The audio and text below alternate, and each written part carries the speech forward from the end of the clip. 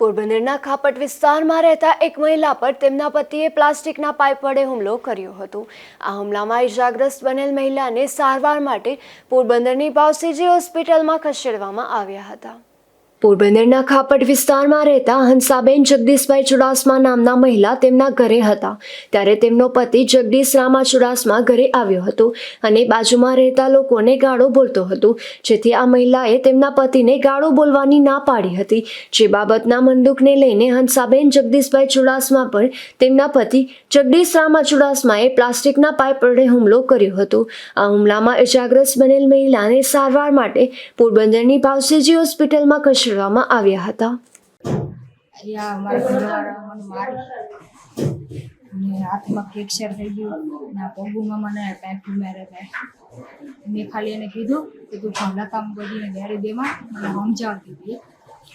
એને મને મારવા લીધી, મારી માસીની છોકરી મને છોડાવવા આવી ને એને કીધું કે તું ભાઈ કે આવી રીતના મારવા નહીં કે તારી બાઈને હું કરવા નહીં કે તું ખાવા કરશ સબ ભરમ કરશ, જેના તેના સબ ભરમ કરતો એને કીધું।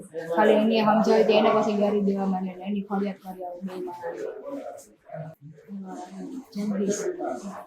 જગદીશ રામા ચુડાસમા પેલા મારી હતી ત્યાં તુપો દઈ ગયું તમને ઘણી વખત એની મારી 10 વર્ષથી મને બહુ જુલમ કરતા